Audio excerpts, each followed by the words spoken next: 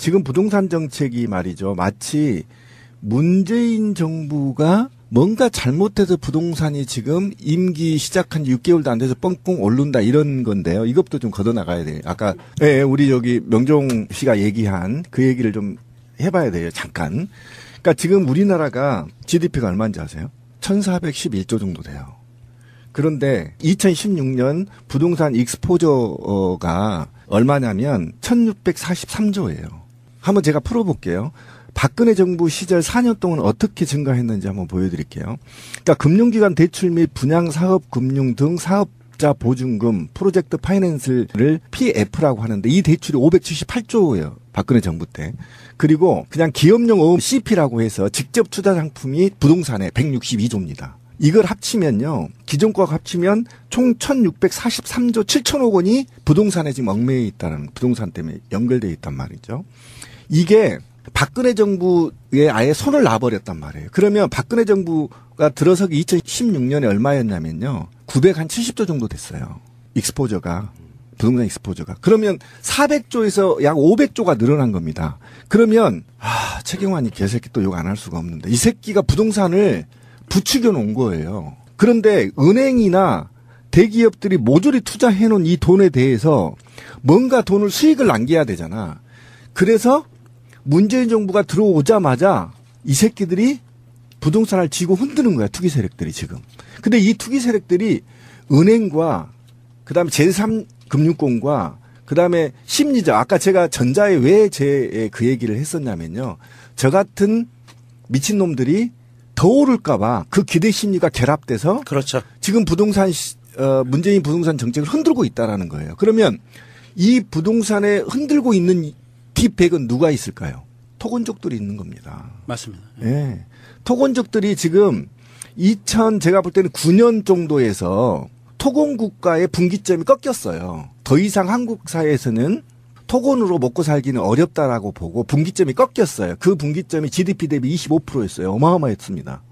그런데 꺾이면서 이것들이 위기의식을 느꼈다는 거 아닙니까? 뭔가 과거에 부동산으로 떼돈을 벌던 그 향수에 젖어 있단 말이죠. 그런데 아까 우리 전자의 인사말처럼 했던 것처럼 제가 우리 권 PD한테 왜 집을 살려고 하죠라고 얘기를 했잖아요. 그죠?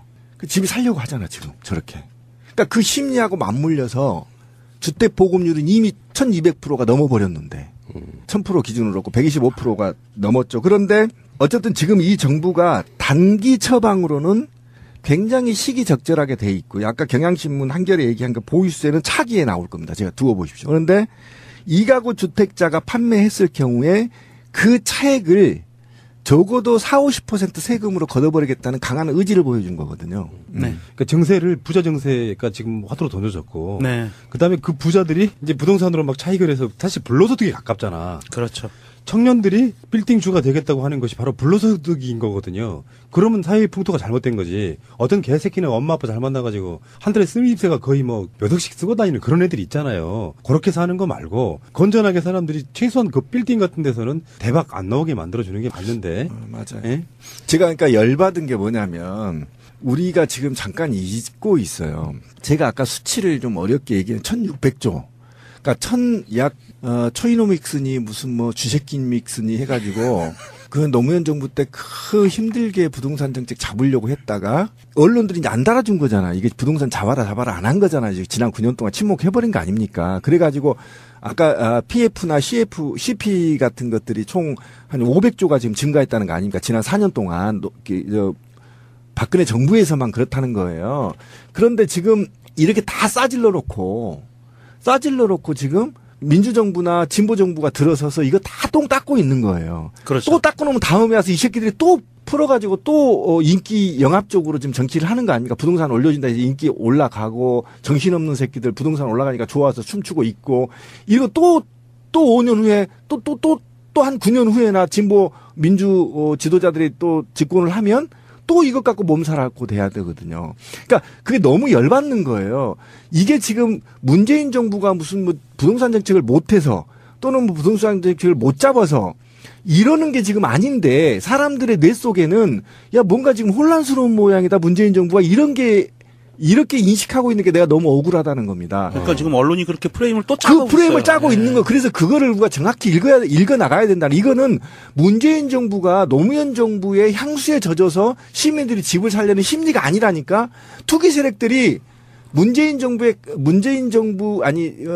박근혜 정부에서 싸놓은 그 돈을 이제 거둬들여야 되는데 투기 세력들이 문재인 정부가 강력하게 규제를 하니까 이 돈을 못 끌어들이거나 또는 손해를 볼 것 같으니까 이 반발을 하면서 언론과 보수 언론과 이게 하나가 돼서 강력한 정책이다. 부동산 정책 때문에 시장 경제 붕괴된다. 이렇게까지 얘기를 하고 있는 거란 말이에요. 근데 이렇게 봐야 돼. 어차피 정권이 바뀌면서 부동산 문제에 대해서는 강력하게 나갈 것이다. 라고 인식이 되는 게 있잖아요.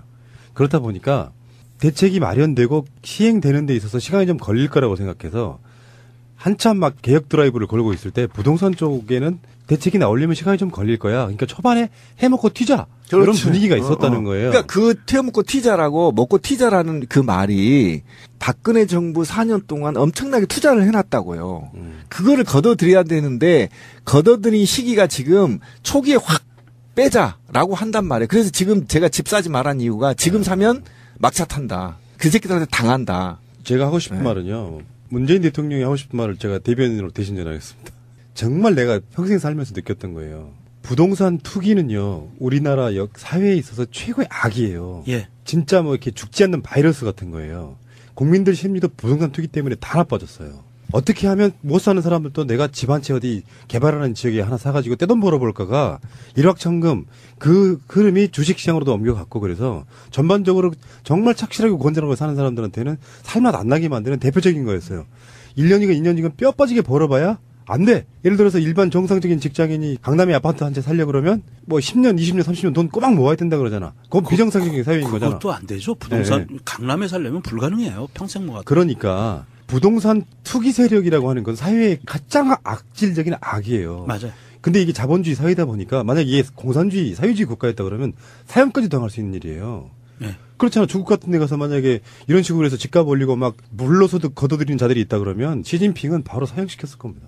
그 정도로 엄중한 건데 대부분의 사람들이 이걸 반발하는 논리가 이런 거거든요. 자본주의 국가에서 뭐 내가 내 실력으로 돈 벌어 올겠다는데 뭘 니들이 그렇게 요런 밖에 반발하시는 분들이 실제로 강남이나 우리 동네도 있습니다. 많습니다. 네. 예. 그리고 그런 분들이 서울의 예를 들면 전체 아파트와 주택을 통틀어서 40%가 넘는 부분들을 그런 분들이 소유하고 있어요.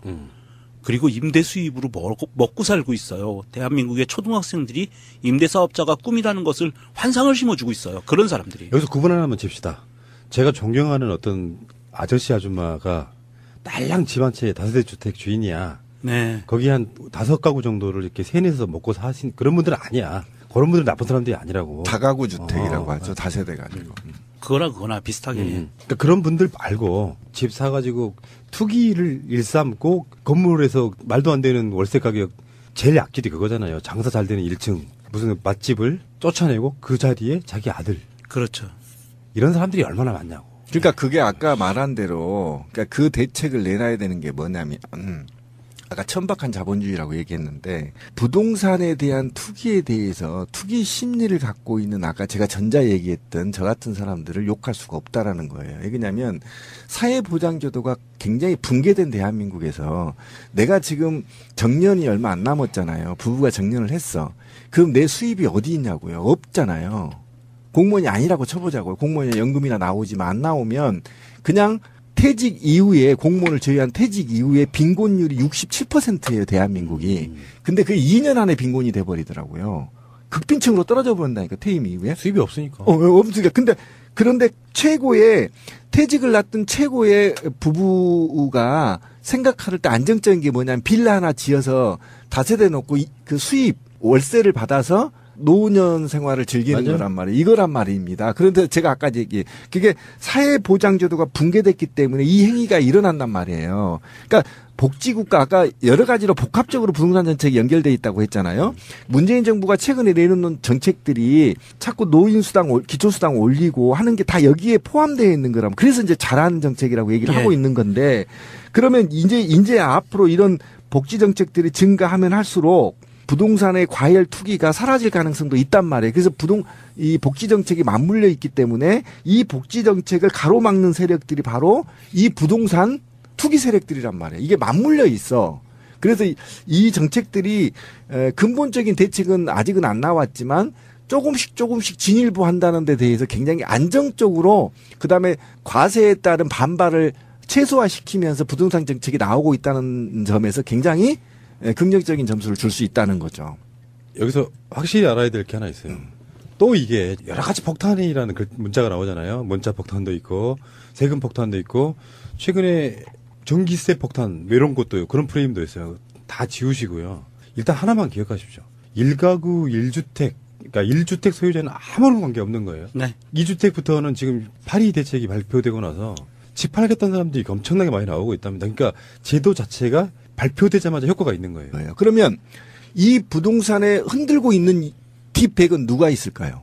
토건족들이 있는 겁니다. 맞습니다. 예.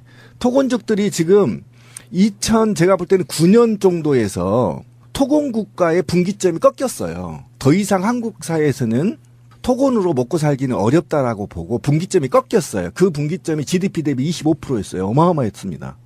그런데 꺾이면서 이것들이 위기의식을 느꼈다는 거 아닙니까? 뭔가 과거에 부동산으로 떼돈을 벌던 그 향수에 젖어 있단 말이죠. 그런데 아까 우리 전자의 인사말처럼 했던 것처럼 제가 우리 권 PD한테 왜 집을 살려고 하죠? 라고 얘기를 했잖아요. 그죠? 그 집이 살려고 하잖아, 지금. 저렇게. 그러니까 그 심리하고 맞물려서 주택 보급률은 이미 1200%가 넘어버렸는데 1000% 기준으로 그렇고 125%가 넘었죠. 그런데 어쨌든 지금 이 정부가 단기 처방으로는 굉장히 시기적절하게 돼 있고요. 아까 경향신문 한겨레 얘기한 그 보유세는 차기에 나올 겁니다. 제가 두어 보십시오. 그런데 2가구 주택자가 판매했을 경우에 그 차액을 적어도 40~50% 세금으로 걷어버리겠다는 강한 의지를 보여준 거거든요. 네. 그러니까 정세를 부자 정세가 지금 화두로 던져졌고, 네. 그다음에 그 부자들이 이제 부동산으로 막 차익을 해서 사실 불로소득에 가깝잖아. 그렇죠. 청년들이 빌딩 주가 되겠다고 하는 것이 바로 불로소득인 거거든요. 그러면 사회 풍토가 잘못된 거지. 어떤 개새끼는 엄마 아빠 잘 만나가지고 한 달에 쓰임새가 거의 뭐 몇 억씩 쓰고 다니는 그런 애들이 있잖아요. 그렇게 사는 거 말고 건전하게 사람들이 최소한 그 빌딩 같은 데서는 대박 안 나오게 만들어주는 게 맞는데. 맞아요. 예? 제가 그러니까 열받은 게 뭐냐면 우리가 지금 잠깐 잊고 있어요. 제가 아까 수치를 좀 어렵게 얘기한 1600조. 그러니까 초이노믹스니 무슨 뭐 주식기믹스니 해가지고 그 노무현 정부 때 그 힘들게 부동산 정책 잡으려고 했다가 부동산 때문에 연결돼 있단 말이죠. 이게 박근혜 정부에 아예 손을 놔버렸단 말이에요. 그러면 박근혜 정부가 들어서기 2016년에 얼마였냐면요. 970조 정도 됐어요. 익스포저가. 부동산 익스포저가. 그러면 400조에서 약 500조가 늘어난 겁니다. 그러면 최경환이 개새끼 또 욕 안 할 수가 없는데 이 새끼가 부동산을 부추겨 놓은 거예요. 그런데 은행이나 대기업들이 모조리 투자해 놓은 이 돈에 대해서 뭔가 수익을 남겨야 되잖아.